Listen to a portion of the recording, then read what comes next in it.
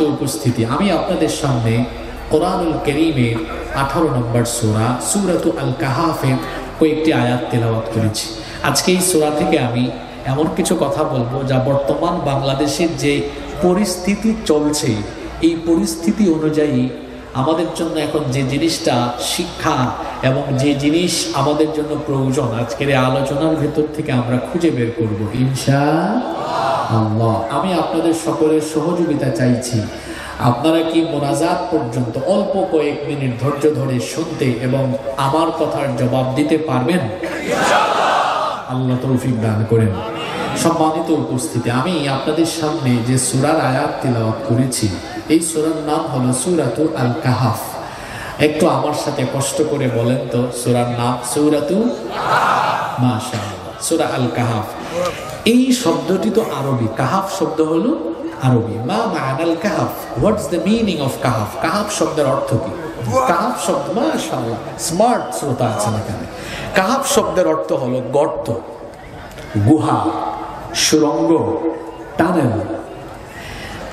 গুহা শব্দের আরেকটি আরবি প্রতিশব্দ আছে। আপনাদেরকে একটু কৌশল, আপনাদেরকে একটু হিন্টস দেই, আপনারা পারবেন। যেমন এই কোরআনও একটা গুহা থেকে কোরআন নাজিলের সূচনা হয়েছে। সেই গুহার নাম কি? মাশাআল্লাহ, আরবিতে বলে গারে হেরা। তাহলে গার শব্দের অর্থ গুহা, কাহাফ শব্দের অর্থ গুহা, কিন্তু পার্থক্য আছে। কি পার্থক্য? অভিধান ব্যাখ্যাগণ বলেছেন ছোট গুহাকে আরবিতে বলা হয় গার, আর বড় গুহাকে আরবিতে বলা হয় বিস্তীর্ণ, বড় প্রশস্ত গুহাকে আরবিতে বলা হয় কাহাফ। তাহলে ছোট গুহাকে বলা হয় গার, বড় গুহাকে বলা হয় কাহাফ। তাহলে কাহাফ মানে বড় গুহা না ছোট গুহা? জোরে বলতে হবে বড় গুহা। প্রশ্ন হতে পারে, গুহার নামে আল্লাহ কোরআনে কারীমে সূরা দিয়েছেন কেন? টানেল, গুহা, সুড়ঙ্গ, কেন আল্লাহ এই নামে সূরা দিয়েছেন? এই সূরার ভেতরে গুহাকে কেন্দ্র করে একটি আশ্চর্যজনক, অবিশ্বাস্য ঘটনা বর্ণিত হয়েছে। 7 স্লিপার্স, 7 জন ঘুমন্ত ব্যক্তি, যারা কিনা বয়সে ছিল তরুণ, বয়সে ছিল যুবক। 7 জন তরুণ, 7 জন যুবক একটি গুহায় আশ্চর্যজনক ভাবে, অবিশ্বাস্য হলেও ব্যাপারটি হলো এই 7 জন যুবক একটি গুহায় এক টানা নিরবিচ্ছিন্ন ভাবে 309 বছর ঘুমেছিল। আল্লাহু আকবার। নীলফামারীর মানুষ প্রত্যেক দিন ঘুমায় কয় ঘন্টা? আপনারা একটু কথা বলেন। 6-7 ঘন্টা, ঠিক আছে। আর এই সূরায় গুহাবাসী 7 জন যুবকের কথা বলা হচ্ছে। এরা এক নাগারে একটানা ঘুমিয়েছে কত ঘন্টা? 300 ঘন্টা না বছর? 309। বলেন তো ব্যাপারটা স্বাভাবিক না অস্বাভাবিক? আশ্চর্যজনক, অবিশ্বাস্য এই ঘটনা পৃথিবীতে ঘটেছে। এই ঘটনাকে কেন্দ্র করে, গুহাকে কেন্দ্র করে একটি ঘটনা ঘটেছে বলে এই সূরার নাম হলো সূরাতুল আল কাহাফ। শুনতেছেন তো সবাই? এই সূরাটির ভেতরে ঢোকার আগে সূরার কিছু প্রাইমারি ইনফরমেশন, প্রাথমিক কিছু তথ্য আমি আপনাদের সাথে শেয়ার করছি। এই সূরাটি কোরআনুল কারীমে, দেখেন, তাকান, একদম কোথায় দেখছেন? কোথায় আছে? মাঝামাঝিতে। এবং এই সূরার মধ্যেই, কোরআনে কারীমের একদম মিডল অংশ এই সূরার মধ্যেই এসেছে। আপনারা বাড়িতে গিয়ে দেখবেন, আগামীকাল বা আজকে রাতে গিয়ে দেখবেন যে এই সূরার মধ্যেই একেবারে মাঝখানের শব্দটাকে বোল্ড করে দেওয়া আছে। একবারে কি করে দেওয়া আছে? বোল্ড মানে বুঝেন তো আপনারা? বোল্ড মানে কি বলেন? মোটা করে, মানে এই শব্দটাকে কি করে দেওয়া হয়েছে? মোটা করে দেওয়া হয়েছে। কারণ এই শব্দের আগে কোরআনের অর্ধেক শব্দ বা আয়াত, আবার এই শব্দের পরেও আছে আরো কোরআনের অর্ধেক শব্দ বা আয়াত। সেই আয়াতটি এই সূরার ভেতরে আছে না নাই? তাহলে কোরআনের মাঝখানের শব্দটা একেবারে কোন সূরার ভেতরে আছে? জোরে বলেন, সূরার নাম কি? আরো জোরে বলেন, সবাই বলেন আজকের সূরার নাম কি? সবাই বলেন আজকের সূরার নাম কি? এই শব্দটা হচ্ছে 19 নম্বর আয়াতে। ওয়াল ইয়াতালাত্তাফ, এই যে দেখেন ওয়াল ইয়াতালাত্তাফ, এই শব্দের আগে কোরআনের অর্ধেক, এই শব্দের পরে কোরআনের অর্ধেক। তাহলে আরো একটা তথ্য পাইলাম আমরা। আর এই সূরাটা কোরআনের একদম কোথায়? মিডল অংশ। এই সূরায় 7 জন বুড়ার কাহিনী না যুবকের কাহিনী, কি সুন্দর মিলিয়ে দেওয়া হয়েছে। মানুষের হায়াতের, মানুষের জীবনের মাঝামাঝি অংশ কোনটা? যৌবনকাল। কোন কাল? এই যে দেখেন, আমার দিকে তাকান, শিশুকাল, কৈশোরকাল, যৌবনকাল, প্রৌঢ়কাল, মানে আধা বুড়া, অর্ধেক পাকছে চুল, অর্ধেক পাকে নাই, এটাকে বলে প্রৌঢ়কাল। আরেকটা হলো বৃদ্ধকাল। 5টা কাল মানুষের জীবনে, একেবারে মাঝামাঝিতে, জোরে বলেন, জোরে বলেন, যৌবনকাল। এই সময়ে মানুষের শরীরে শক্তি কম না বেশি? আল্লামা ইমাম কুরতুবী রহমতুল্লাহ আলাইহি তিনি যৌবনকালকে কচু পাতার পানির সঙ্গে তুলনা করেছেন। কচু পাতায় পানি পড়লে দেখবেন কচু পাতা টলমল টলমল করে, এবং মনে হয় কোন সময় ওই পানিটা পড়ে যেতে পারে। কচু পাতায় যেমন পানি বেশিক্ষণ থাকে না, এটা পড়ে যেতে পারে। যৌবনকালও কিন্তু চিরস্থায়ী হবে না, যৌবন আসবে চলে যাবে, যৌবনের কদর করতে হবে। আর যৌবনকাল হলো মানুষের জীবনের সবচেয়ে গুরুত্বপূর্ণ সময়। এই সময়কে যারা কাজে লাগায়, মূল্যায়ন করে, এদের কেরিয়ার সুন্দর হয়, জীবন সুন্দর হয়, দুনিয়া আখিরাতে তারা সফল হয়। আর যৌবনকালকে যারা কাজে লাগায় না, এদের কেরিয়ার শেষ, দুনিয়া শেষ, আখিরাতেও হাসারাত দুনিয়া ওয়াল আখিরাত, দুনিয়ায়ও ক্ষতিগ্রস্ত, আখিরাতেও ক্ষতিগ্রস্ত। আবার কোন জাতির যুবকরা যদি সচেতন থাকে, ওই জাতি পথ হারায় না। আমার বাংলাদেশ পথ হারায়নি, আমার বাংলাদেশ ভারতের কাছে বিক্রি হয়নি, কারণ আমার বাংলাদেশে আবু সাইদের মতো, মুগ্ধের মতো যুবক ছিল বলে ভারতের 5টা গোলামরা এই দেশে ভারতীয় আধিপত্যবাদ কায়েম করতে পারে না। যুবক তরুণরা ঐক্যবদ্ধ হয়ে তাদেরকে বাংলাদেশ থেকে বিতাড়িত করে তাদের মামু বাড়িতে পাঠিয়ে দিয়েছে। তাহলে বোঝা গেল যৌবনকাল অত্যন্ত গুরুত্বপূর্ণ। যুবকরাও সমাজ আর রাষ্ট্রের গুরুত্বপূর্ণ সম্পদ, ঠিক কিনা? তাহলে আজকের সূরাটা যুবকদের ব্যাপারে। কাদের ব্যাপারে? তাহলে কি আমার বাবারা, চাচারা কি রাগ করবেন না? আপনাদের ব্যাপারেও অনেক কথা আছে ইনশাআল্লাহ। তাহলে এই সূরাটা কোরআনের কোথায়? মাঝামাঝিতে, মাঝখানের পারা। কত নাম্বার পারা? সবাই কথা বলতে হবে। কত? 15 নাম্বার পারা। সূরার সিরিয়াল নাম্বার 18। সবাই বলেন, সিরিয়াল নাম্বার 18, পারা নাম্বার 15। এই সূরাটি মাক্কিয়া, নাজিল হয়েছে মক্কা।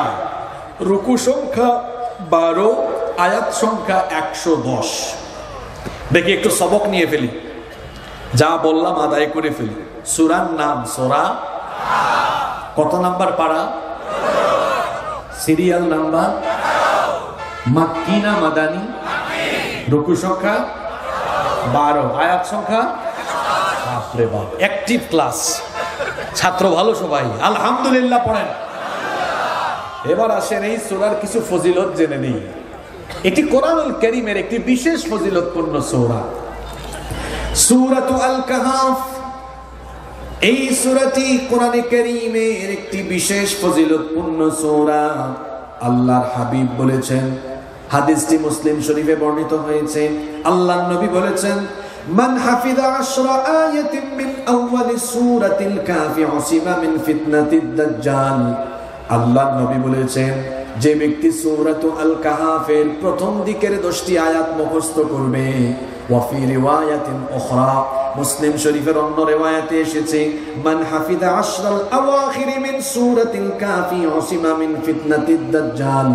অন্য রিওয়ায়াতে এসেছে, নবীজি বলেছেন, যে ব্যক্তি সূরা কাহফের শেষের দিকের 10 আয়াত, দুইটা হাদিসের কম্বিনেশন ঘটিয়ে আমরা বলতে পারি, যে ব্যক্তি সূরা কাহফের প্রথম 10 আয়াত অথবা শেষের 10 আয়াত মুখস্থ করবে, ওই ব্যক্তিকে দাজ্জালের ভয়াবহ ফিতনা থেকে যিনি বাঁচিয়ে দিবেন তিনি কি? দাজ্জাল আবার কে? হু ইজ দাজ্জাল? দাজ্জাল হলো পৃথিবীর সবচাইতে ডেঞ্জারাস ক্যারেক্টার, ভয়াবহ চরিত্র। এই দাজ্জাল আসবে কিয়ামতের পরে না আগে? পরে না আগে? কিয়ামতের আলামতগুলো 2 প্রকার, আল আলামাতুল কুবরা ওয়াল আলামাতুস সুগরা। বড় আলামত, ছোট আলামত।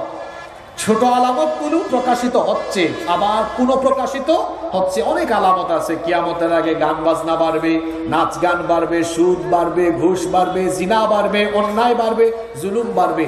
এগুলো এখন নাই। আরো জোরে বলে। এই ছোট ছোট আলামতের পরে কিয়ামতের বড় 10টা আলামত প্রকাশিত হবে। এই 10টা আলামত প্রকাশিত হলেই কিয়ামত হয়ে যাবে। তার মধ্যে প্রথম আলামত হলো ইমাম মাহদির আগমন। ইমাম মাহদি আগমনের পরে আসবে দাজ্জাল। আর এই দাজ্জাল হলো পৃথিবীর সবচাইতে ভয়াবহ ফিতনার নাম। এই জন্য পৃথিবীতে আল্লাহ যত নবী এবং রাসূল পাঠিয়েছেন, সকল নবী এবং রাসূল তার উম্মতদেরকে দাজ্জালের ফিতনার ব্যাপারে সতর্ক করেছেন। সাইয়েদনা আনাস বিন মালিক রাদিয়াল্লাহু আনহু থেকে হাদিস বর্ণিত হয়েছে। হাদিসটি বুখারী এবং মুসলিম শরীফে এসেছে। আল্লাহর নবী বলেছেন, মা মিন নাবিয়্যিন ইল্লা ওয়াকাদ আনযারা উম্মাতাহুল আ'ওয়ারাল কাযযাব। আল্লাহর নবী বলেছেন, এমন কোন নবী নাই, এমন কোন রাসূল নাই যে নবী বা রাসূল তার উম্মতকে দাজ্জালের ফিতনার ব্যাপারে সতর্ক করেন নাই। কারণ হলো পৃথিবীর সূচনা লগ্ন থেকে নিয়ে আজ পর্যন্ত, আজ থেকে নিয়ে কিয়ামত পর্যন্ত পৃথিবীতে যত ফিতনা সংগঠিত হয়েছে বা হবে, তার মধ্যে সর্বাপেক্ষা বড় ফিতনা হলো দাজ্জালের ফিতনা। এই দাজ্জালকে আল্লাহ অলৌকিক কিছু ক্ষমতা দিবেন। দাজ্জাল হবে কানা, এক চোখা কানা দাজ্জাল। তার হাতে আল্লাহ এমন ক্ষমতা দিবেন, তার এক হাতে থাকবে জান্নাত, আরেক হাতে থাকবে জাহান্নাম। মক্কা মদিনা ছাড়া সারা পৃথিবী সে সফর করবে, সারা পৃথিবী ঘুরে বেড়াবে, আর সেই ইমানদারদের কাছ থেকে ঈমান কেড়ে নেবে। দাজ্জালের অলৌকিক কিছু ক্ষমতা থাকবে।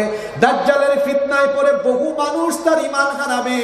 এই জন্য প্রত্যেক নবী এবং রাসূল তাদের উম্মতকে দাজ্জালের ফিতনার ব্যাপারে সতর্ক করে গিয়েছেন, সাবধান করে গিয়েছেন।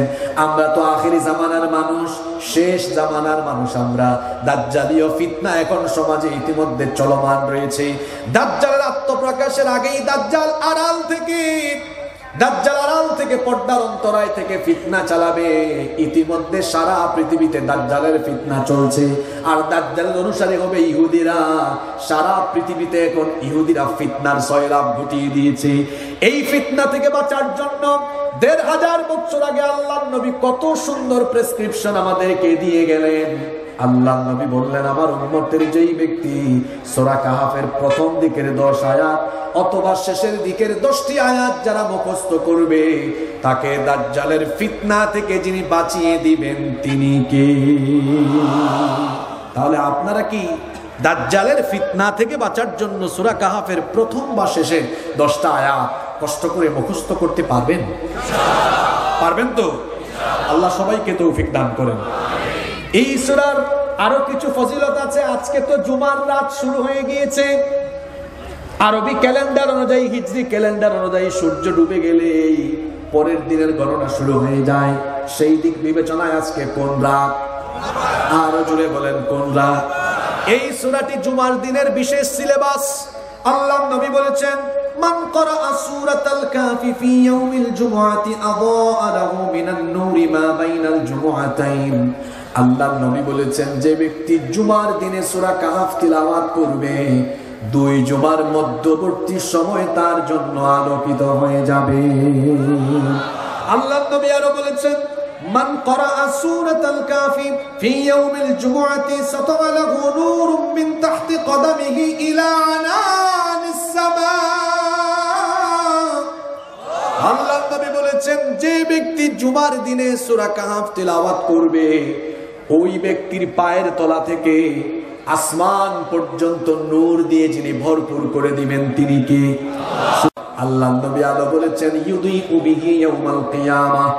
জুমার দিনে যারা সূরা কাহফ তেলাওয়াতের অভ্যাস করবে, ওই সূরাটি তার জন্য কিয়ামতের দিন নূর হয়ে যাবে, যা কিয়ামতের সকল পেরেশানি তার দূর করে দিবে। আল্লাহু আকবার।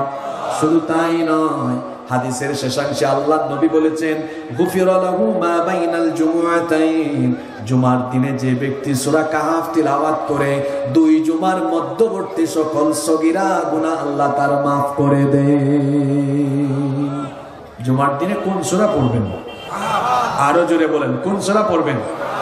পড়বেন তো আপনারা? পড়বেন? আপনারা কি ক্লান্ত হয়ে গেলেন নাকি? আমাকে সময় দিবেন? আচ্ছা, ইনশাআল্লাহ। দেখেন, আমরা ধারাবাহিক তাফসীর শুরু করছি। প্রথমে সূরার তথ্য দিলাম, 2 নম্বর পয়েন্টে আমরা সূরার ফজিলত জানলাম, তৃতীয় পয়েন্টে এই সূরা নাজিলের একটা ইতিহাস, হিস্ট্রি, ব্যাকগ্রাউন্ড আছে, যেটাকে আরবিতে বলে সাবাবুন নুজুল বা শানে নুজুল। কোরআনের যে কোনো সূরা বা আয়াতের তাফসীর বুঝতে হলে ওই সূরা নাজিলের হিস্ট্রি, ব্যাকগ্রাউন্ড, সাবাবুন নুজুল বা শানে নুজুল জানতে হয়। এই সূরা একটা চমৎকার, এই সূরা নাজিল হওয়ার পেছনে একটা চমৎকার ঘটনা আছে। ঘটনাটাকে আমি আপনাদেরকে শোনাবো। ঘটনাটা শুনবেন। এই সূরা নাজিল হয়েছে মাক্কি জিন্দেগির একেবারে মাঝামাঝি সময়। আজকে আরেকটা তথ্য দিই, আল্লাহ নবীর জীবন 2 ভাগে বিভক্ত। কয় ভাগে? 1 আল হায়াতুল মাক্কিয়াহ, 2 আল হায়াতুল মাদানিয়াহ। মাক্কি জীবন, মাদানী জীবন। বলেন, নবীজির জীবন কয় ভাগে বিভক্ত? আপনারা তো পুরুষ মানুষ, বীর পুরুষের মতো জবাব দেন। কয় ভাগে বিভক্ত? 1 মাক্কি জীবন। বলেন, 1 মাক্কি জীবন, 2 মাক্কি জীবন আবার 2 ভাগে বিভক্ত। 40 পর্যন্ত মাশাআল্লাহ ভালো আছে। মাক্কি জীবন আবার 2 ভাগে বিভক্ত। 40-এর আগ পর্যন্ত বলা হয় নবুয়ত পূর্ব জীবন, আর 40-এর পর থেকে 53 পর্যন্ত ওটাকে বলা হয় নবুয়ত পরবর্তী জীবন। তাইলে আসেন তো আবার একটু রিভাইজ করি, নবীজির জীবন কয় ভাগে বিভক্ত? এদিকে এত জোয়ান ছেলে বসে, যুবক আওয়াজ দেয় বুড়া মানুষের মতো। কয় ভাগে বিভক্ত? এই তো যুবকের মতো কথা বলবে। আপনারা উত্তরবঙ্গের মানুষ, কত সাহসী উত্তরবঙ্গের মানুষ। এই দ্বিতীয় স্বাধীনতায় সর্বপ্রথম উত্তরবঙ্গের রংপুরের আবু সাইদ রক্ত দিয়ে প্রমাণ করেছে এখানে যারা বসবাস করে সবাই বীর পুরুষ। বীর পুরুষের মতো এক কথা বলবে। আমিও তো আসছি আরেক বীর পুরুষের এলাকা থেকে, সিলেট হযরত শাহজালাল রহমাতুল্লাহ আলাইহির এলাকা। গৌর গোবিন্দকে সাইজ করে দিয়ে সিলেট থেকে বের করে দিয়েছে। তা আমিও একটু বীর পুরুষের মতো বলবো। আপনারা থামেন, পাবলিক কিছুক্ষণ পর হুজুর না বলে আজান দেন, গজল দেন। কুরআন হাদিস ভালো লাগে না? কিসের গজল? মাহফিলকে মাহফিলের মতো রাখবেন। এত সুন্দর আলোচনা চলে কোরআন থেকে। কোরআনের কথার চাইতে সুন্দর কোনো কথা আছে? কোরআনের কথার চাইতে সুন্দর কোনো কথা থাকতে পারে? কিসের গজল? কোরআন শুরু হলে গেলে আর গজল মজা লাগে না। আপনারা তো কোরআন বুঝেন না। কোরআন যদি বুঝতেন, কোরআন শুনতেন, আর অন্তরে শুধু মজা লাগতো। সুবহানাল্লাহ। তো নবীজির জীবন 2 ভাগে বিভক্ত, মাক্কি, মাদানী। মাক্কি জীবন আবার কয় ভাগে? নবুয়তের আগে, নবুয়তের আল্লাহ নবীর নবুয়ত পরবর্তী মক্কার জীবন 13 বছর, মদিনার 10 বছর। 13 আর 10 কত? এই 13 বছরের জীবন আবার 4 ভাগে বিভক্ত। 3, 2, 5, 3। 3, 2, 5, 3। 3 আর 2 কত? 5, 5, 10, 3। হ্যাঁ, নবীজির জীবনই পড়বে, মুখস্থ হয়ে যাবে। প্রথম 3 বছরকে বলা হয় গোপন দাওয়াতের বছর। পরবর্তী 2 বছরকে বলা হয় ব্যঙ্গ বিদ্রুপ সমালোচনার বছর। 3, 2 কত? পরবর্তী 5 বছরকে বলা হয় মারপিট, জুলুম, নির্যাতনের বছর। শেষের 3 বছরকে বলা হয় দুঃখ, কষ্ট, চরম নির্যাতন আর হিজরতের সময়। কয়টা ভাগে ভাগ করে দিলাম? দেখি তো আজকে ভালো ছাত্র বের করি। রেশিওটা কার মনে আছে? দেখি কার মনে আছে? মাশাআল্লাহ মাশাআল্লাহ। এরকম 1-2 থাকলেই হয়। যুগ জামানা পাল্টে দিতে চাই না অনেকজন, একজনই আনতে পারে জাতির জাগরণ। এত শ্রোতা দিয়ে কি হবে? আমার এরকম জাতের 1-2টা দরকার।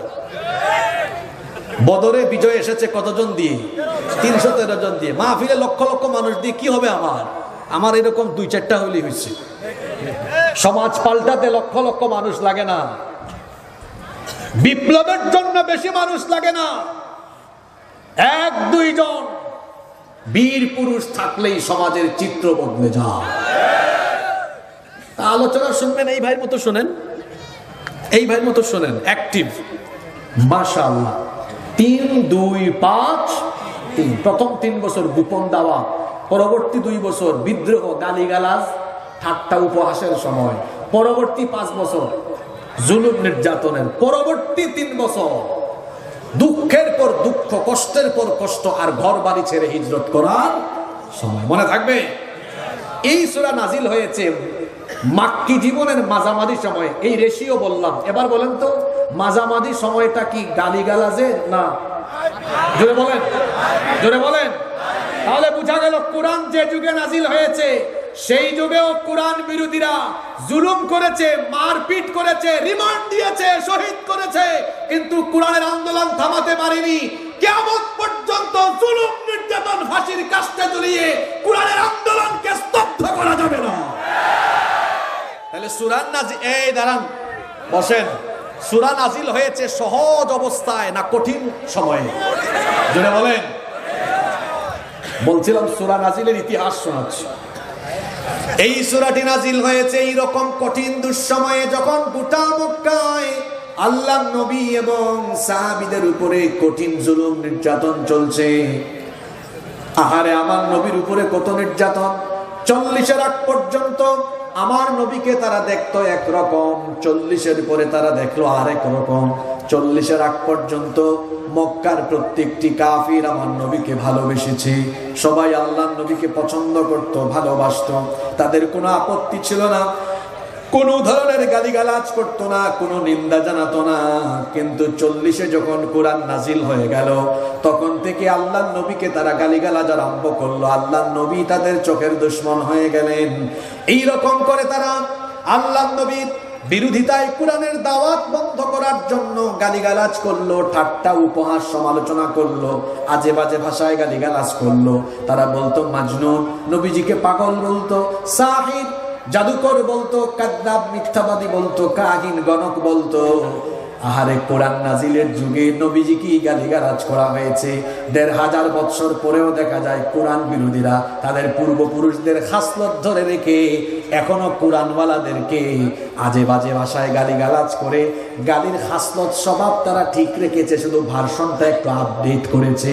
সেই জামানায় গালি ছিল পাগল, পাগল, সেই জামানায় গালি ছিল জাদুকর, সেই জামানায় গালি ছিল মিথ্যাবাদী গণক। আর 1400 বছরে গালি আপডেট হতে হতে হতে হতে এখন যারা কোরআনের কথা বলে, কোরআন বিরোধীরা আপডেট গালি দেয়। এখন কোরআনের প্রচার যারা করে, দেখলেই তাদেরকে জঙ্গিবাদী, মৌলবাদী, রাজাকার আর স্বাধীনতা বিরোধী বলে। খাসলত ঠিক আছে, ভার্সনটা শুধু আপডেট হয়েছে। কি হয়েছে? আইফোন প্রতি বছর দেখবেন নতুন নতুন ভার্সন আনে, 12, 13, 14, 15, এখন চলে কত? 16। নাম কিন্তু আইফোন, ভার্সন শুধু কি হয়েছে? নোকিয়া। এই যে আমার চাচারা বলতে পারবেন, আজকে থেকে কি 12 বছর, কি হিসাব করেন আপনারা? ওই 2004-5 সালে মানুষ এন্টিনা লাগায় সিটিসেল মোবাইল ইউজ করছে। সিটিসেল আমরা দেখেছি, আমার বাপ চাচারা বিদেশ থাকতেন, বাড়িতে আমরা এন্টিনা লাগাই সিটিসেল মোবাইল তখন ব্যবহার করতাম। ফোন আসলেও টাকা যাইতো, ফোন দিলেও টাকা লাগতো। তখন মোবাইলের চেয়ে সিমের দাম ছিল বেশি। অনেকে জানে না, কি ঠিক বলছে না? মোবাইলের চেয়ে সিমের দাম ছিল। ওই বাড়িতে এন্টিনা লাগাইয়া মানুষ কি করতো? ফোন করতো। নোকিয়া বের হইলো এরপরে, ওই যে নোকিয়া কত 2200 মডেল, 1200 মডেল আসলো না? তো নোকিয়া এখনো আছে, নাম আছে, শুধু মডেল কি হয়েছে? 1500 বছর আগে কোরআন বিরোধী ছিল, তারাও গালি দিত, এখনো কোরআন বিরোধী আছে। গালি কিন্তু গালির জায়গায় আছে, শুধু ভার্সনটা চেঞ্জ হয়েছে। এটা কোরআন বিরোধীদের পুরাতন খাইসলত। কি খাইসলত? আল্লাহর নবীকে গালিগালাজ করে, সমালোচনা করে, ঠাট্টা উপহাস করে, এমন কি জুলুম নির্যাতন করেও যখন আল্লাহর নবীর দাওয়াত থামানো যায় না, কাফির নেতারা এবার মিটিং আহ্বান করলো। মিটিং আহ্বান করে তারা বলল, কি ব্যাপার, আমরা তাকে এত নির্যাতন করি, এরপরেও তো দাওয়াত থামাতে পারি না, এখন আমরা কি করতে পারি, করণীয় কি? কাফিররা মিটিং এর মধ্যে পরামর্শ করলো। তারা বলল, এই যে মুহাম্মদ, আমরা বলি সাল্লাল্লাহু আলাইহি ওয়াসাল্লাম, আমাদেরকে বলে তাকে নাকি নবুয়ত দেওয়া হয়েছে, তাকে নাকি আসমানি কিতাব দেওয়া হয়েছে। আমরা মক্কার মানুষ, আমরা নবুয়ত তো চিনি না, বুঝি না, কিতাবও আমরা বুঝি না। শুনেছি ইয়াসরিব, মদিনার আগের নাম হলো ইয়াসরিব। শুনেছি ইয়াসরিবে মদিনায় ইহুদি আলেমরা আছে, তাদের বংশে তো অনেক নবী রাসূল এসেছে, কিতাব এসেছে, তারা বলতে পারবে নবুয়ত কি কিতাব কি। চলো আমরা আমাদের কাফেরদের মধ্য থেকে 2 জন প্রতিনিধি ইহুদি আলেমদের কাছে পাঠাই। পরামর্শ করে তারা 2 জন কাফিরকে প্রতিনিধি বানিয়ে পাঠালো। এক কাফিরের নাম হলো নাজর বিন হারিস, আরেক কাফিরের নাম হলো উকবা বিন আবি মুঈত। এই 2 কাফিরকে তারা মদিনার ইহুদি আলেমদের কাছে পাঠালো বুদ্ধি আনার জন্য, পরামর্শ আনার জন্য। এবার এই 2 কাফের প্রতিনিধি মদিনায় চলে গেল। মদিনায় গিয়ে ইহুদি আলেমদেরকে বলল, আমাদের এলাকায় আব্দুল্লাহর ছেলে মুহাম্মদ, আমরা বলি সাল্লাল্লাহু আলাইহি ওয়াসাল্লাম, সে আমাদের কুরাইশ বংশের মানুষ, আমাদের চোখের সামনে বড় হয়েছে, তার শিশুকাল যৌবনকাল আমাদের চোখের সামনে গিয়েছে, এতদিন তো সে ঠিকঠাক ছিল, এখন হঠাৎ করে সে আমাদেরকে বলে তাকে নাকি নবুয়ত দেওয়া হয়েছে, তাকে নাকি কিতাব দেওয়া হয়েছে। আমাদের এলাকায় জন্ম নিয়ে আমাদের চোখের সামনে বড় হয়ে হঠাৎ করে সে কেমনে নবী হয়ে যায়, বিষয়টা আমাদের বুঝে আসে না। গোটা মক্কায় সে ঘরে ঘরে ঘরে ঘরে আমাদেরকে বিশৃঙ্খলা ঘটিয়ে দিয়েছি। ইহুদি আলেমরা বলল, তো আমাদের কাছে তোমরা কেন এসেছো? কাফির 2 প্রতিনিধি বলল, বুদ্ধি নেওয়ার জন্য এসেছি। কেমন বুদ্ধি? আপনারা বুদ্ধি দেন, কিভাবে পরীক্ষা করলে বুঝবো সে আসল নবী কিনা। ইহুদি পণ্ডিতরা, ইহুদি আলেমরা বলল, আচ্ছা তার ব্যাপারে আমরা না জেনে কথা বলবো কেমনে? আগে বলো তার চরিত্র কেমন, চলন বলন কথন কেমন, মুআমালাত মুআশারাত কেমন। ওই 2 কাফির প্রতিনিধি তখন বলল, মিথ্যা বলে তো কোনো ফায়দা নাই, আসলে তার চরিত্র হলো এমন, মক্কায় তার মতো দ্বিতীয় কোনো মানুষ নাই, এক অতুলনীয় চরিত্রের অধিকারী। আজ পর্যন্ত তার জবান থেকে আমরা কোনো মিথ্যা কথা শুনি নাই। সুবহানাল্লাহ পড়বেন না? আজ পর্যন্ত তাকে আমরা মিথ্যা বলতে শুনি নাই। এত সুন্দর স্বভাবের মানুষ, মুচকি হেসে হেসে কথা বলে, শব্দ চয়ন এত সুন্দর, মার্জিত ভাষায় কথা বলে, তার কথা শুনলেই মানুষ তার প্রেমে পড়ে যায়। কথায় মায়া আছে, জাদু আছে, আন্তরিকতা আছে, কষ্ট পেলেও কাউকে কষ্ট দেয় না, দুঃখ পেলেও কাউকে দুঃখ দেয় না। এত অসাধারণ অনুপম চরিত্রের অধিকারী কোনো মানুষ মক্কায় দ্বিতীয় জনার নাই। এত ভালো মানুষ, তার মুআমালাত ভালো, মুআশারাত ভালো, সবই ঠিক আছে, কিন্তু হঠাৎ করে কয়েক বছর ধরে সে বলে তাকে নাকি নবুয়ত দেওয়া হয়েছে, কিতাব দেওয়া হয়েছে। ইহুদি পণ্ডিতরা সব শুনে বলল, এত সুন্দর মুআমালাত, এত সুন্দর মুআশারাত যার হয়, সে তো সাধারণ কোন মানুষ হতে পারে না, নিঃসন্দেহে এটা হলো পয়গম্বরী চরিত্র। আল্লাহু আকবার। ইহুদি পণ্ডিতরা বলল, তবে যাচাই বাছাই করার জন্য, যেহেতু আমাদের কাছে বুদ্ধি নিতে এসেছো, যাচাই বাছাই করার জন্য মক্কায় গিয়ে তোমরা তাকে 3টা প্রশ্ন করো। এই 3টি প্রশ্নের উত্তর নবী রাসূল ছাড়া পৃথিবীর কেউ দিতে পারবে না। যদি 3টা প্রশ্নের উত্তর দিতে পারে, মনে করবা আসলেই সে নবী, আর যদি উত্তর না দিতে পারে, বুঝবা ভণ্ডামি আছে। কয়টা প্রশ্ন? আরো জোরে বলেন, কয়টা? ইহুদি পণ্ডিতরা শিখাই দিল, যাও 1 নাম্বার প্রশ্ন গিয়ে করো। শত শত বছর আগে 7 জন যুবক গুহায় ঘুমিয়েছিল, আসহাবে কাহাফ। গুহাবাসী সেই যুবকদেরকে কেন গুহায় তারা গেল, গুহা থেকে তারা কিভাবে জেগে উঠলো, ওই কাহিনী তোমাদেরকে ডিটেইলস শোনাতে বলো। 2 নাম্বার প্রশ্ন করো রূহ সম্পর্কে। তবে কোন কোন মুফাসসির এখানে দ্বিমত করেছেন, বলেছেন 2 নাম্বার প্রশ্ন ছিল মুসা আলাইহিস সালাম এবং খাদির আলাইহিস সালামের ব্যাপারে। 3 নাম্বার প্রশ্ন গিয়ে করো ওই ব্যক্তি যাকে আল্লাহ প্রাচ্য থেকে পাশ্চাত্য পর্যন্ত, অর্থাৎ পৃথিবীর পূর্ব থেকে পশ্চিম দিগন্ত পর্যন্ত তাকে দিয়ে বিজয় করিয়েছিলেন, গোটা পৃথিবী তাকে দিয়ে শাসন করিয়েছিলেন। ওনার নাম হলো যুলকারনাইন। নাম হলো যুলকারনাইনের সম্পর্কে গিয়ে প্রশ্ন করো, জিজ্ঞেস করো কিভাবে তিনি প্রাচ্য থেকে পাশ্চাত্য পর্যন্ত বিজয় করলেন। পুরো কাহিনী তোমাদেরকে শোনাতে বলো। ইহুদিরা এই কাফির নেতাদেরকে প্রশ্ন শিখিয়ে দিল। মোট কয়টা? আরো আসতে বলেন, কয়টা? এবার এই 2 কাফের প্রতিনিধি চলে গেল মক্কায়। মক্কায় গিয়ে তাদের অন্যান্য কাফির নেতাদেরকে বললো, আমরা তো বিরাট বুদ্ধি নিয়ে এসেছি। জিজ্ঞেস করলো, কি বুদ্ধি? কয়, আমরা তো 3টা প্রশ্ন নিয়ে এসেছি।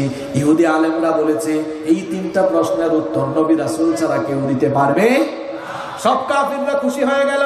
কাফির নেতাদের একটি প্রতিনিধি দল চলে গেল মুহাম্মাদুর রাসূলুল্লাহ সাল্লাল্লাহু আলাইহি ওয়াসাল্লামের কাছে।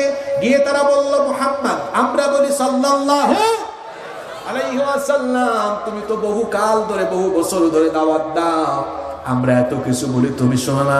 3টা প্রশ্ন করব, এই 3টা প্রশ্নের উত্তর যদি দিতে পারো আমরা ঈমান আনবো, মনে করব তুমি আসলেই আল্লাহর নবী। যদি উত্তর দিতে না পারো মনে করব ভেজাল আছে। আল্লাহর নবী বললেন, অসুবিধা নাই, তোমরা 3টা প্রশ্ন করো। 3টা প্রশ্নের কথা মনে আছে তো? আবার বলে দিই, 1 নম্বর প্রশ্ন আসহাবে কাহাফ সম্পর্কে, বলেন 1 নম্বর প্রশ্ন আসহাবে। 2 নম্বর প্রশ্ন মুসা এবং খাদির আলাইহিমুস সালাম অথবা রূহ সম্পর্কে। 3 নম্বর প্রশ্ন হলো যুলকারনাইন সম্পর্কে। কি সম্পর্কে? এই 3টা প্রশ্ন তারা আল্লাহর নবীর কাছে করলো। আল্লাহর নবী তাদেরকে সাথে সাথে উত্তর দিলেন না। আল্লাহর নবী বললেন, ঠিক আছে, তোমরা আগামীকাল আসো। কবে? সবাই বলেন কখন? আগামীকাল আসো। কাফিররা চলে গেল।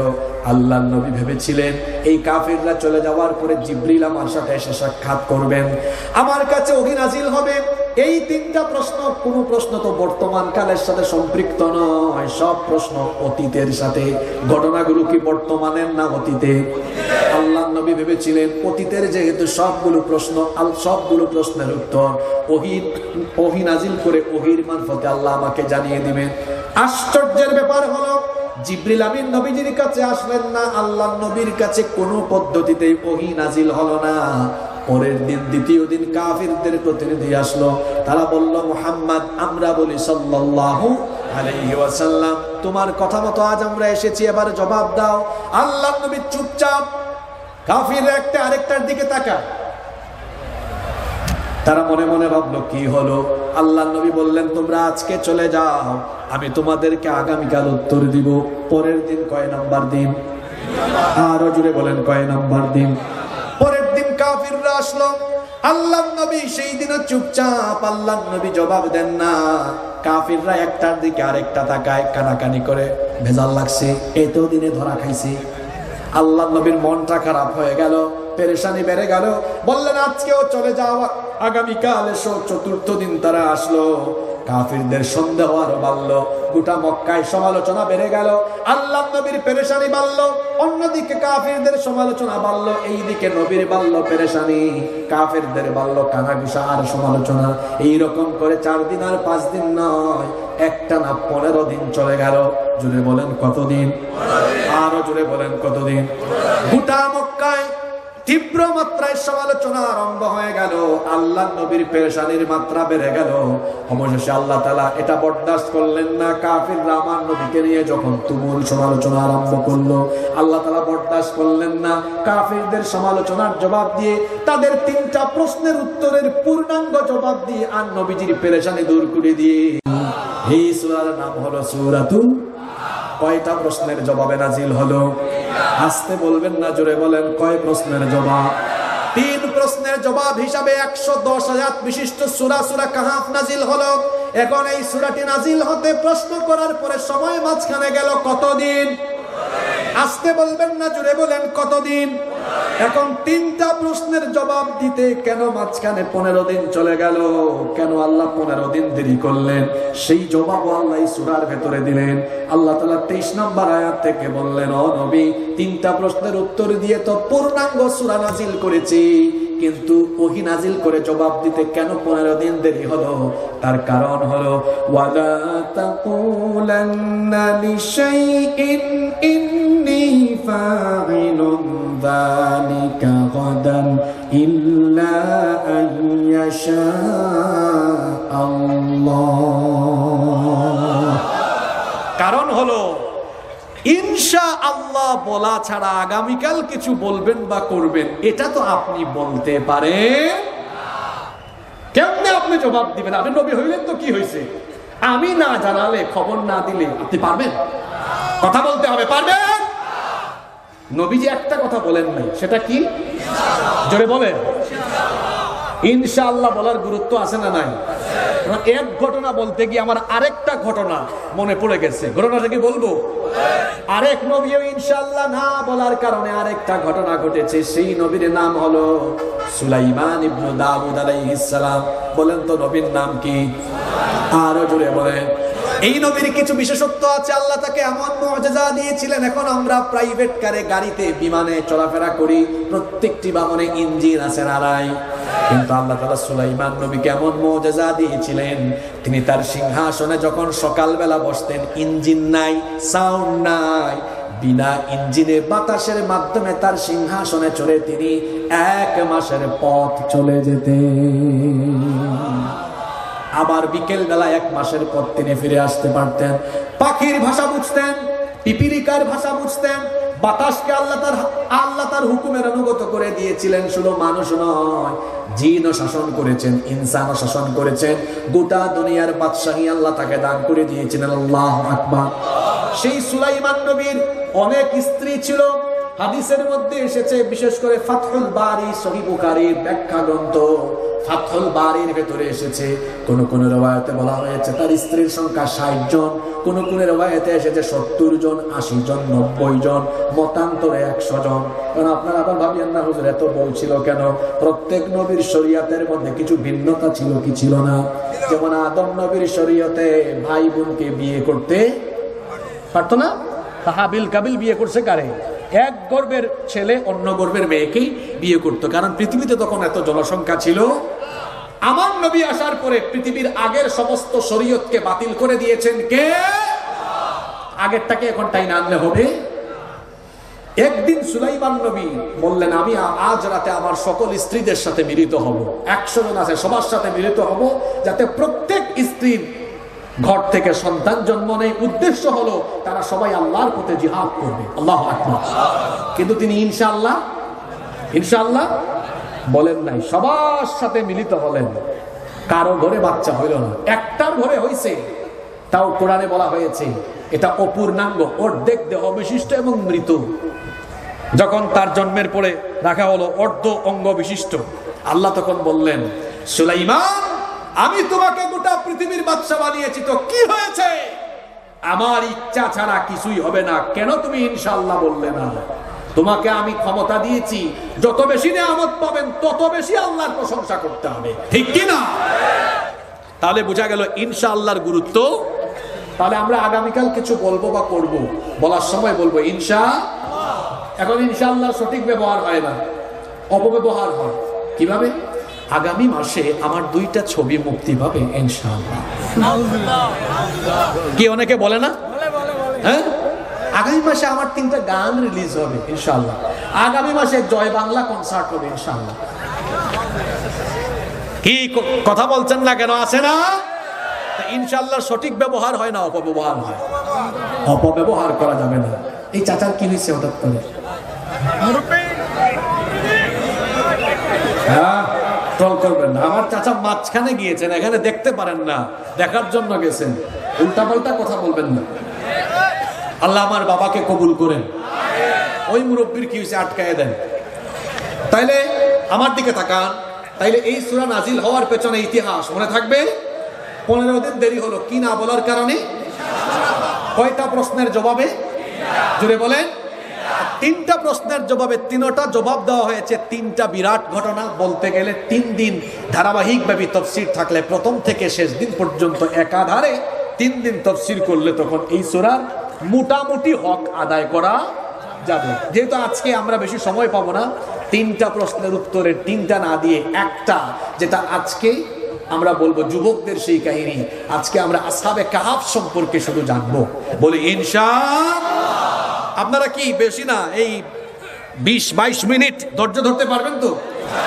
ঘটনাটা আমাকে বলতে দিবেন তো?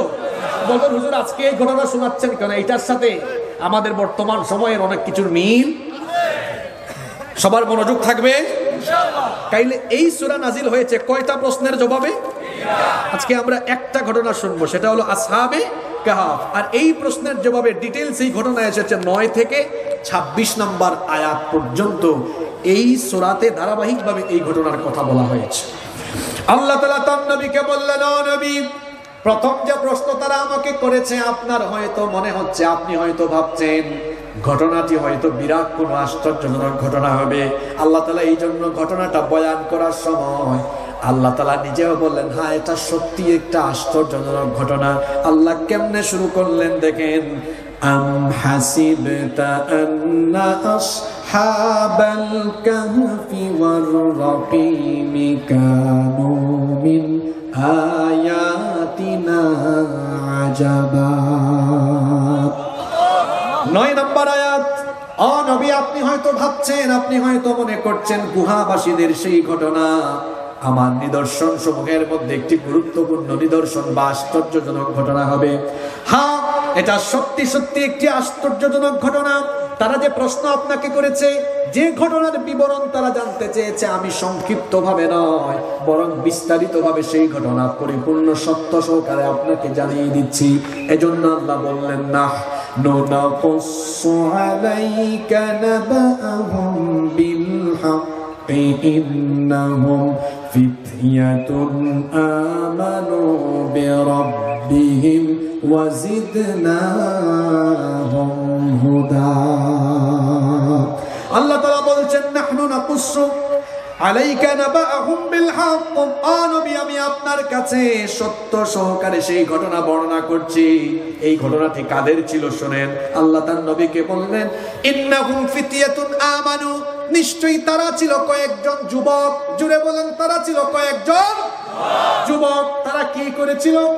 আমানু বিরাব্বিহিম, তারা তাদের রবের উপর ঈমান এনেছিল। আমাদের রবকে আল্লাহ বলছেন, যুবকরা আমানু বিরাব্বিহিম, তাদের রবের উপরে ঈমান এনেছিল।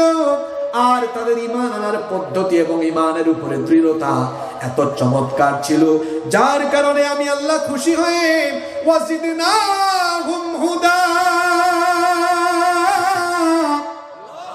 আমি তাদের হেদায়াত বাড়িয়ে দিয়েছিলাম। অর্থাৎ আমি তাদেরকে হিদায়াতের পথে চলার জন্য দৃঢ়তা, অবিচলতা দান করে দিয়েছিলাম।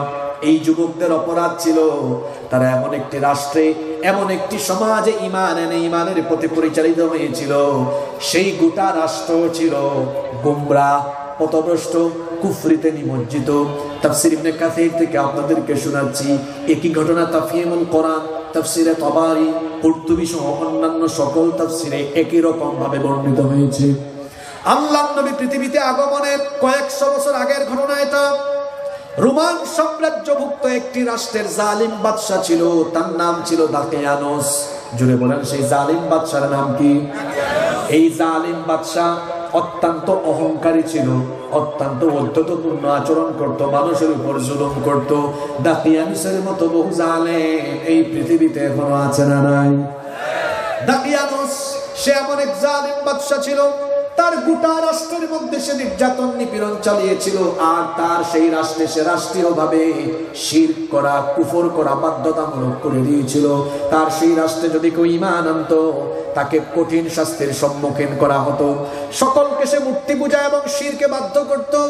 তার সেই রাষ্ট্রে, তার সেই দেশে একদিন রাষ্ট্রীয়ভাবে উৎসবের আয়োজন করা হতো, এবং সেই উৎসবে এবং সেই মেলায় সারা রাষ্ট্রের সকল দেশে, সারা রাষ্ট্রের গোটা দেশের সব মানুষ, একেবারে শিশু, কিশোর, যুবক, তরুণ, আবাল, বৃদ্ধ, বনিতা, সবাই সেখানে অংশগ্রহণ করত। সবাই সেখানে মূর্তির সামনে মাথা নত করত, মূর্তি পূজা করত। রাষ্ট্রীয় সেই উৎসবের দিনে গোটা দেশের মানুষ সেখানে উপস্থিত। হঠাৎ করে একজন যুবক সেই মেলাস্থল, উৎসবস্থল থেকে উঠে সভাস্থল, মেলাস্থলের অদূরে একটা গাছের ছায়ার নিচে গিয়ে বসে থাকলো। কয়জন? পুরুষের মতো বলেন, কয়জন? কিছুক্ষণ পর আরেকজন যুবক দাঁড়িয়ে গেল। আরেকজন যুবক দাঁড়িয়ে সেও ওই গাছের ছায়ার নিচে গিয়ে অবস্থান নিল। কিছুক্ষণ পর আরেকজন দাঁড়িয়ে গেল। হইল কয়জন? এইভাবে করে মোট 7 জন যুবক ওই উৎসব স্থল ত্যাগ করে গাছের ছায়ার নিচে ডিস্টেন্স মেনটেন করে, দূরত্ব মেনটেন করে বসলো। 7 জনের সাথে একজনের সাথে আরেকজনের আগের কোনো পরিচয় নাই, কেউ কাউকে চিনে না, কেউ কাউকে জানে না। সর্বমোট যুবক আসলো কয়জন? আসতে বলবেন না, জোরে বলেন, কয়জন? একজন আরেকজনের দিকে তাকায়, কেউ কারোর সাথে কথা বলে না, কারোর সাথে কারো পরিচয় নাই। বেশিক্ষণ এক জায়গায় কি কথা না বলে থাকা যায় নাকি? অনেকক্ষণ পরে প্রথম যিনি এসেছিলেন তিনি বাকি 6 জনকে বললেন, ভাই আপনারা কারা? উৎসব চলে, উৎসবস্থল থেকে উঠে কেন চলে আসলেন? তারা বলল, মিয়া আপনি আমাদেরকে কেন প্রশ্ন করেন? আপনি তো সবার আগে আসছেন, আপনি বলেন। এবার ওই যুবক তখন বললেন, আমি এসেছি তার কারণ হলো আমার গোটা জাতির লোকেরা নিজের হাতে মূর্তি বানিয়ে সেই মূর্তির সামনে মাথা নত করছে। আমার বিবেক আমাকে বাধা দিয়েছে। নিজের হাতে মূর্তি বানিয়ে ওইটার ইবাদত তো করা যায় না, কারণ ওইটাকে তো আমি নিজেই বানিয়েছি। তার ইবাদত আমি কেমনে করি? আমার মনে হয়েছে আমার গোটা জাতি কুফরিতে নিমজ্জিত, গুমরাহিতে নিমজ্জিত, এই জন্য আমি চলে এসেছি। বাকি 6 জন বলে, ভাই আপনি যে কারণে এসেছেন আমরাও তো ঠিক একই কারণে এসেছি। তাদের মধ্যে বংশের মিল না থাকলেও ইমানের মিল আছে না নাই? আজকে বলবেন না, জোরে বলেন আছে না নাই? আমার বাড়ি সিলেটে, আপনাদের বাড়ি নীলফামারীতে, আপনার সাথে আমার কোনো রক্ত সম্পর্ক, বংশ সম্পর্ক নাই, কিন্তু আছে ইমানের সম্পর্ক। ইমানের কারণে আমি আপনার ভাই, আপনি আমার ভাই, ঠিক কিনা? এই 7 জনের মধ্যে বংশ বা রক্ত কোনো সম্পর্ক ছিল না, কিন্তু ছিল ইমানের সম্পর্ক। 7 জন কুলাকুলি করে ফেললেন, ভাই আমরা তো তাহলে একই ক্যাটাগরির মানুষ। বলেন তো দেখি, প্রত্যেক রাষ্ট্রের গোয়েন্দা বাহিনী আছে না নাই?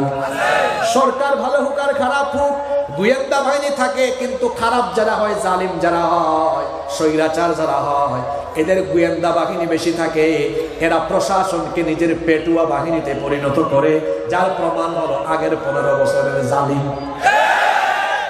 যারা মানুষের উপর জুলুম করে, এরা প্রশাসনকে পেটুয়া বাহিনীতে পরিণত করে। দাকিয়ানুস ছিল একজন জালিম বাদশা, তার গোয়েন্দার পরিমাণও ছিল বেশি। এই 7 জন যে কথাবার্তা বলেছে, গোয়েন্দা শুনে ফেলেছে। 7 জনকে গ্রেফতার করা হলো। 7 জন যুবককে গ্রেফতার করে বাদশার আদালতে হাজির করা হলো। বাদশা বলল, এই যুবকেরা শোনো, তোমাদের ব্যাপারে আদালতে যে মামলা এসেছে, আমার গোয়েন্দারা যে তথ্য দিয়েছে, রিপোর্ট দিয়েছে, সেটা সত্য কিনা একটু উপলব্ধি করার চেষ্টা করেন। তো 7 জন যুবক জালিম বাদশার সামনে দাঁড়িয়েছে, হয়তোবা মৃত্যুদণ্ডের ফরমানও চলে আসতে পারে। বলেন তো সেই পরিস্থিতিটা সহজ না জটিল? জোরে বলেন। জটিল পরিস্থিতি যুগে যুগে যুবকরা মোকাবেলা করেছে। এই 7 জন যুবক কি সাহসী ছেলে! যখন বাদশা বলেছে ঘটনা যা শুনেছে তা কি সত্য? কয় অবশ্যই সত্য, আমরা আপনার রাষ্ট্রে আল্লাহর উপর ঈমান এনেছি। আল্লাহু আকবার। স্বৈরাচারের সামনে দাঁড়িয়ে সত্য কথা বলা, এইটাও একটা জিহাদ। যুগে যুগে যুবকরা এগুলো করে দেখিয়েছে। আমার দেশের যুবকরা, তরুণরাও দেখিয়েছে।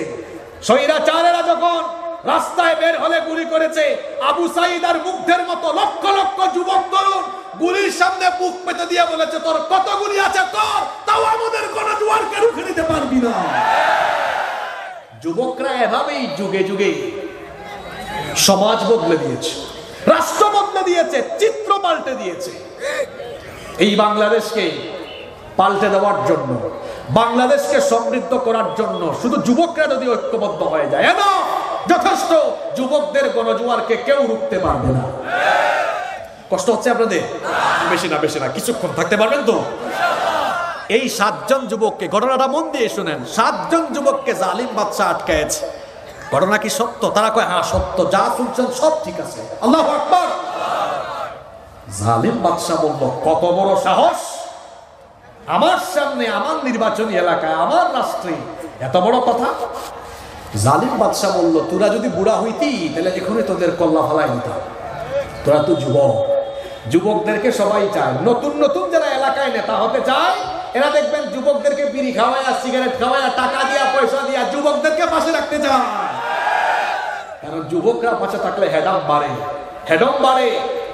আর যুবক ভাইরা আবেগে পড়ে গিয়ে অনেক সময় তার যৌবনকালের গুরুত্বপূর্ণ সময়, তারুণ্যের সময়, না বুঝে না জেনে আবেগের তাড়নায় অনেক নেতা আর খেতার চামচামি করে তার যৌবনকাল, তরুণকালকে সে বিসর্জন দিয়ে দেয়।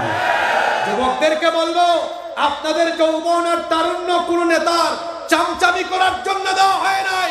এই যৌবন আর তারুণ্য দেওয়া হয়েছে আল্লাহর জমিনে আল্লাহর দ্বীন কায়েমের আন্দোলনের জন্য। কারো চামচামি করার জন্য দেওয়া হয় না। আত্মসম্মান বোধ বাড়াও, পার্সোনালিটি বাড়াও, ব্যক্তিত্ব বাড়াও। কেন আরেকজনের সামনে পিছনে চামচামি করো, নিজেকে এমন যোগ্যতায় নিয়ে যাও যাতে গোটা পৃথিবী তোমার পিছনে ঘুরঘুর করে। আল্লাহ আমার ছাত্র যুবক ভাইদেরকে বোঝার তৌফিক দেন। বাদশা কি বললো, জালিম কি বললো, তোরা যদি বুড়া হইতে এখনই ফালাই দিতাম, তোরা তো যুবক, তোদেরকে আমার দরকার, যা তোদেরকে 3 দিন সময় দিলাম। কয়দিন? 3 দিন সময় দিলাম। এই 3 দিনের ভেতরে তোরা তোদের এই সিদ্ধান্ত পাল্টাবি, তাইলে তোদেরকে মাফ করে দিব।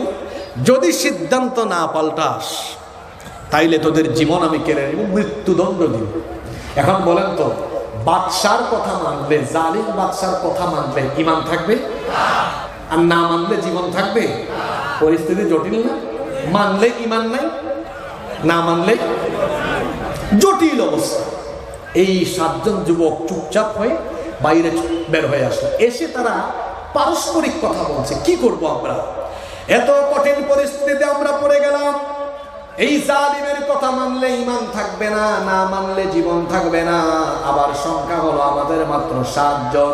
এই 7 জন মিলে জালিম বাদশার মোকাবেলা আমরা করতে পারবো না। এখন একজন আরেকজনের সাথে পরামর্শ করছে। তারা একজন আরেকজনকে বলছে, আমরা ঈমানও ছাড়তে পারবো না, এই মুহূর্তে রাষ্ট্রের বিরুদ্ধে লড়াইও করতে পারবো না। আমরা এখন যেটা করতে পারবো সেটা হচ্ছে ঈমানের কারণে ঘর বাড়ি এলাকা ছেড়ে হিজরত করতে পারবো। হিজরত মানে হচ্ছে এক স্থান থেকে অন্য স্থানে চলে যাওয়া। যুগে যুগে নবী রাসূল এবং তাদের উত্তরসূরিগণ ঈমানের জন্য ঘর বাড়ি ভিটা মাটি ছেড়েছেন। গত 15 বছরে অনেকের এমন পরিণতি হয়েছে, বাড়ি থাকতে পারে নাই, এলাকায় থাকতে পারে নাই, বিবির সাথে সন্তানের সাথে থাকতে পারে নাই। আগামী দিনে কোরআনের রাজ কায়েমের জন্য এমন পরিস্থিতি আরো আসতে পারে। যত ঘোলাটে পরিস্থিতি আসুক না কেন, ঈমানের জন্য আমরা সব ছাড়তে পারি, ঈমান আমরা ছাড়বো না। রাজি আছেন তো? রাজি আছেন তো? আল্লাহ কবুল করেন, বলেন আমিন। এই 7 জন সিদ্ধান্ত নিলে এলাকা ত্যাগ করব। 7 জন মিলে এবার রাতের অন্ধকারে সন্ধ্যা বেলায় শহর ত্যাগ করলো। মোট যুবকের সংখ্যা হলো, আসতে বলবেন না, জোরে বলেন কয়জন? 7 জন রওনা হয়েছে জানা গন্তব্যে না অজানা গন্তব্যে? অজানা গন্তব্যে বের হয়েছে। কোথায় যাবে তারা জানে না। রাস্তায় তারা চলছে, হঠাৎ করে একটা কুকুর তাদের পেছনে, পিছু নিয়েছে। যুবকরা তারা কিন্তু কুকুর কথা শুনে অনেক তাড়াবার চেষ্টা করেছে, কুকুর তাদের কাছ থেকে যায় না। কুকুর যখন তাদের কাছ থেকে যায় না, তখন তারা মনে মনে ভাবলো, সম্ভবত এই কুকুর আমাদের সাথে যেতে চাচ্ছে, এই কুকুর আমাদের সাথী হয়ে যেতে চাচ্ছে। তখন তারা কুকুরটাকে সঙ্গে নিয়ে নিল। কুকুরটাকে সঙ্গে নিয়ে তারা যখন অজানা গন্তব্যে হাঁটছে, সকালবেলায়, পরদিন সকালবেলা হাঁটতে হাঁটতে হাঁটতে হাঁটতে যখন ক্লান্ত হয়ে গেল, ওই সময় একটা গুহার পাশ দিয়ে তারা যাচ্ছিল। বিরাট একটা গুহার পাশ দিয়ে তারা যাচ্ছিল। এই ক্লান্ত অবস্থায় তাদের দিলের মধ্যে ইলহাম যিনি পাঠিয়ে দিলেন, জুড়ে বলেন তিনি কে?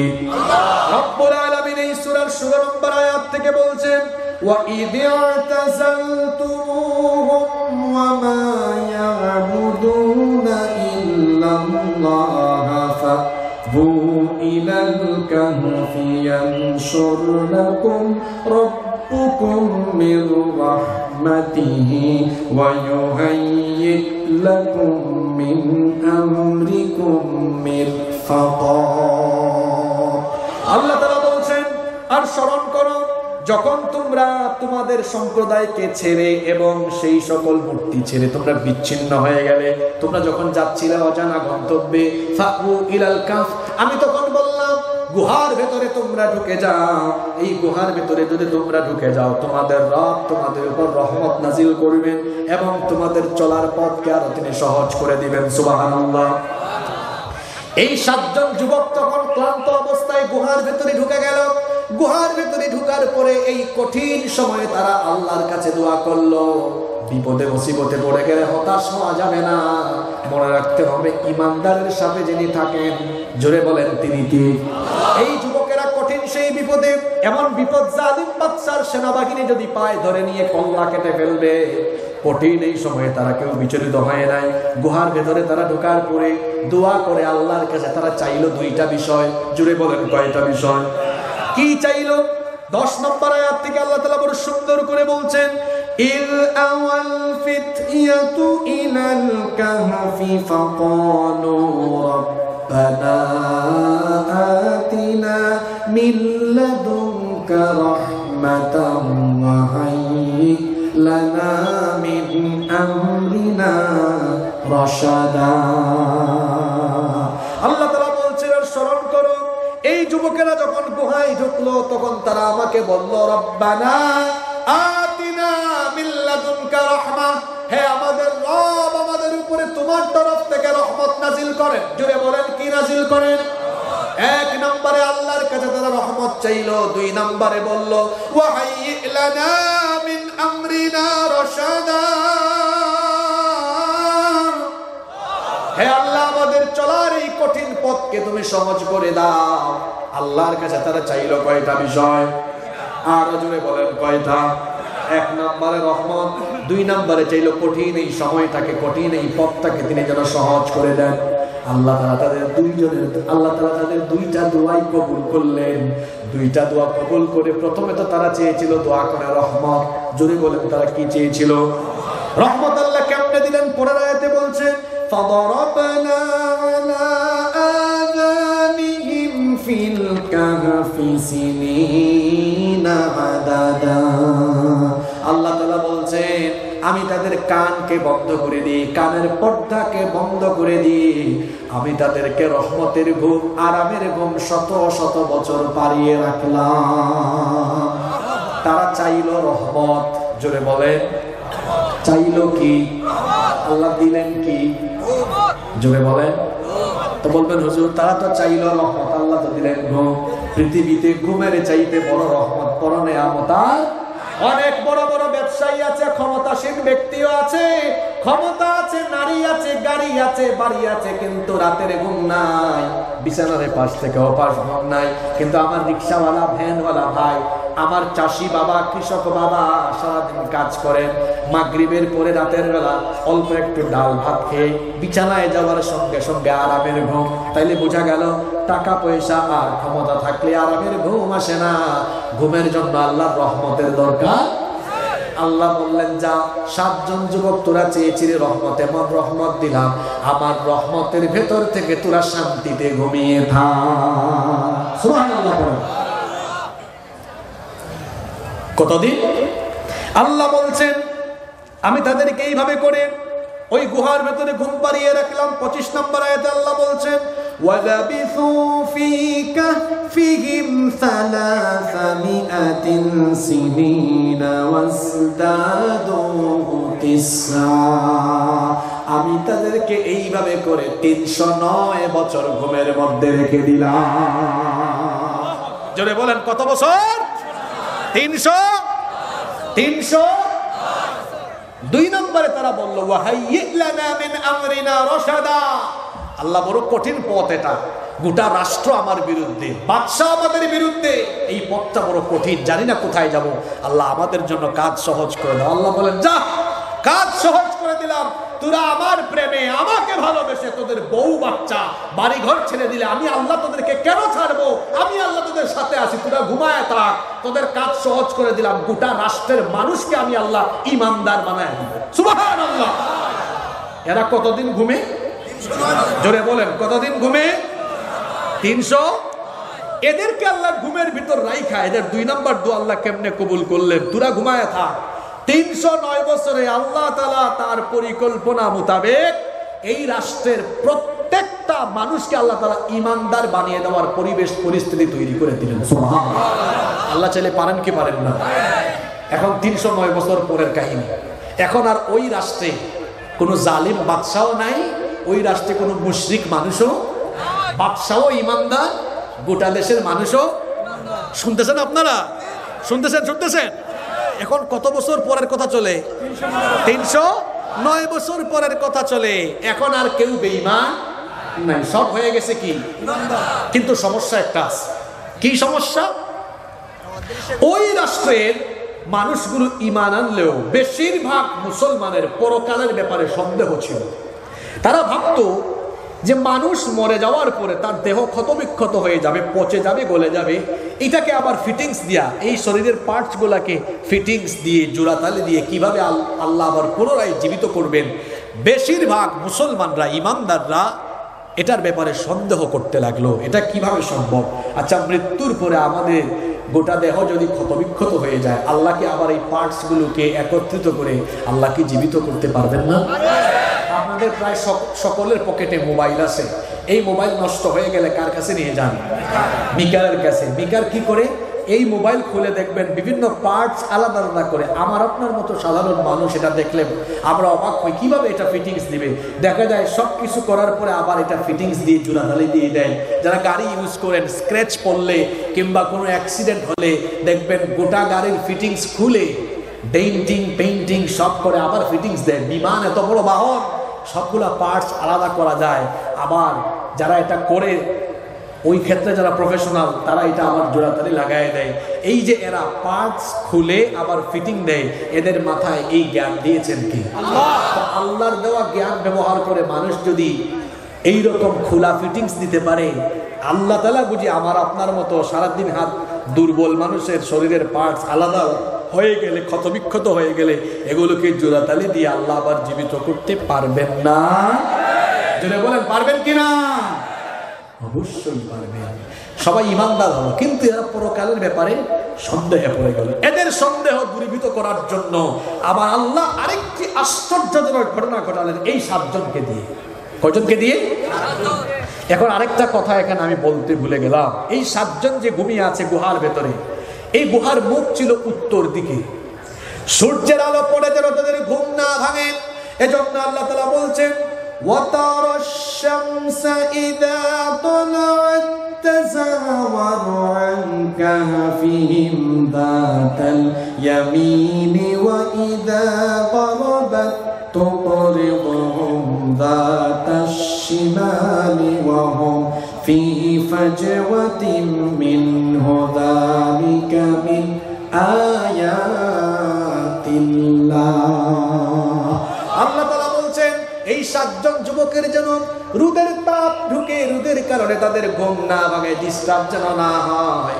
এই জন্য আমি আল্লাহ তাআলা সূর্যকে উদিত করার সময় ডান দিকে কাত করে সূর্য উঠাতাম, আর সূর্য অস্ত যাওয়ার সময় বাম দিকে কাত করে সূর্য ডুবিয়ে দিতাম, যাতে তাদের ঘুমের কোনো ডিস্টার্ব না। আবার যদি তারা এভাবে চিত হয়ে শুয়ে থাকে, চিত হয়ে শুয়ে থাকার কারণে দেখা যাবে তাদের শরীর মাটি খেয়ে ফেলতে পারে, মাটি যেন তাদের শরীর খেয়ে ফেলতে না পারে। এজন্য আল্লাহ বলছেন, ওয়ানুকাল্লিবুহুম যাতাল ইয়ামিনি ওয়া যাতাশ শিমাল। মাঝে মাঝে তাদেরকে আমি ডান কাতে ডান দিকে ঘুরায় দিতাম, মাঝে মাঝে বাম দিকে ঘুরায় দিতাম। সুবহানাল্লাহ, যাতে তাদের শরীর মাটি খেয়ে ফেলতে না। এরা 309 বছর ঘুমায় আছে। 309 বছর পরে হঠাৎ করে আল্লাহ তাআলা তাদেরকে ঘুম থেকে জাগ্রত করলেন। আল্লাহু আকবার পড়েন। আল্লাহ কি চাইলে পারবেন না? জোরে বলতে হবে, পারবেন না? আল্লাহ এদের ঘুম ভাঙালেন। এরা যখন ঘুমের থেকে উঠলো, ঘুম থেকে উঠে একজন আরেকজনকে জিজ্ঞেস করছে, কাম লাবিস্তুম, আচ্ছা আমরা কত বছর ঘুমাইছি, সরি আমরা কত সময়, শোনেন, শুনতেছেন তো? তারা ঘুমাইছিল সকালবেলা, 309 বছর আগে যখন ঘুমাইছিল সময়টা ছিল সকালবেলা। ঘুম ভাঙার পরে 309 বছর পরে ওইটা ছিল বিকেলবেলা, ওইটা ছিল একটা আরেকটা রেজিগা। আমরা কত সময় ঘুমাইলাম, এত ক্লান্তি লাগে কেন? তখন একজন জবাব দেয়, 2-3 জন বলে, ক্বালু লাবিসনা ইয়াওমান আও বা'দা ইয়াওম, মনে হয় লম্বা সময় ঘুমাইছি, মনে হয় এই 4-5 ঘন্টা, আধা দিন বা একদিন। কতদিন? আধা দিন বা আরেকজন কয় না আরো কম হইতে পারে, আরেকজন কয় না বেশি হইতে পারে। তাদের মধ্যে যখন বিতর্ক আরম্ভ হলো, তখন তারা বলল, বাদ দাও তর্ক, রব্বুকুম আ'লামু বিমা লাবিসতুম, কতক্ষণ ঘুমিয়েছি আমরা কেউ স্পষ্ট করে বলতে পারবো না, শুধুমাত্র জানেন কে? বাদ দাও। ঘুম থেকে উঠলে পেটে কি লাগে? জোরে বলেন, কি লাগে? বাদ দাও, তর্ক করো না, সবার পকেটে হাত ঢুকাও। পকেটে হাত ঢুকায় বলল, দেখি টাকা বের করো। সেই যুগে তো কাগজি মুদ্রা ছিল না, ছিল স্বর্ণ মুদ্রা, রৌপ্য মুদ্রা। রৌপ্য মুদ্রা তারা বের করলো, রাখো।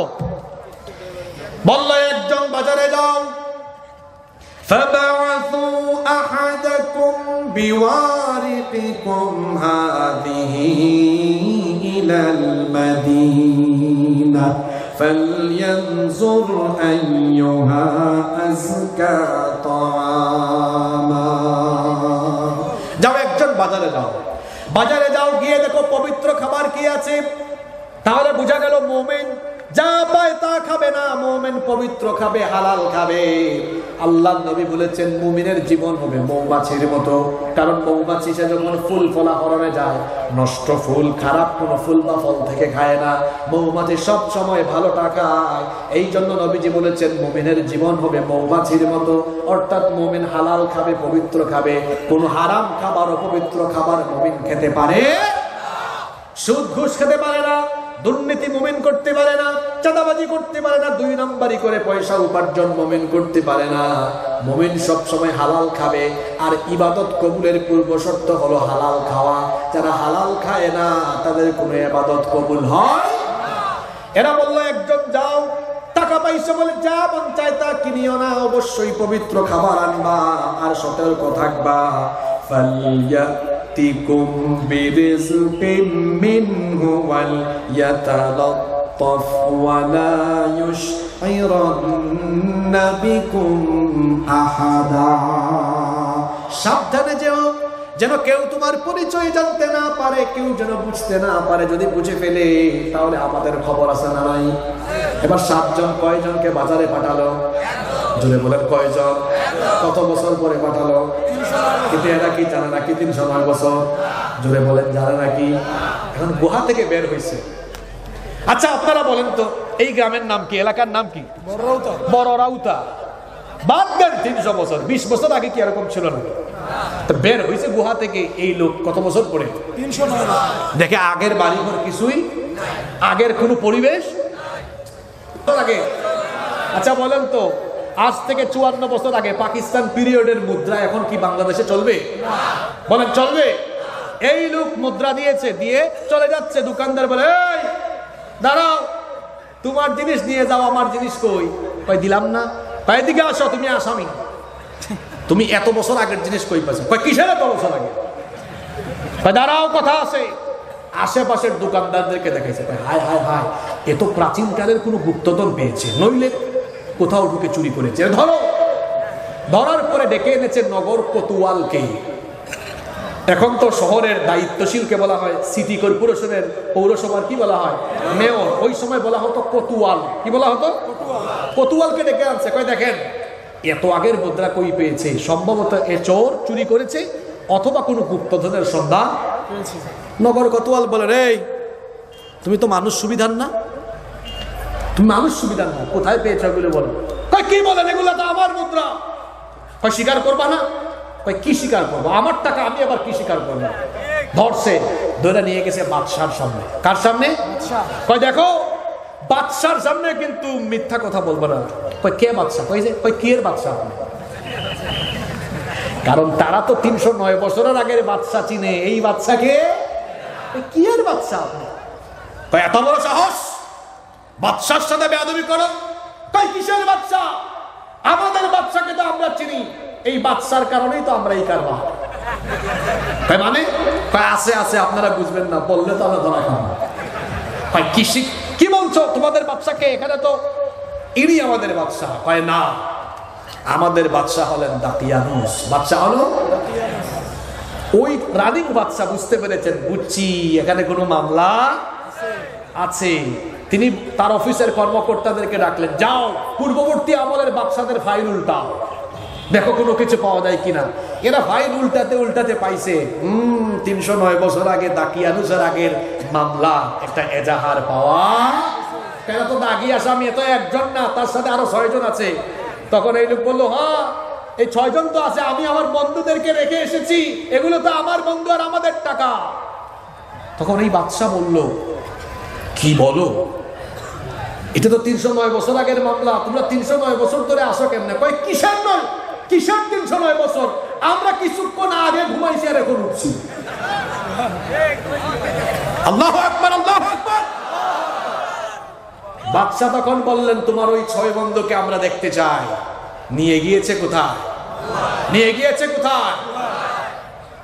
ওই রাষ্ট্রের প্রত্যেকটা মানুষ এই ঘটনা দেখার পরে তাদের ঈমান আরো মজবুত হয়েছে।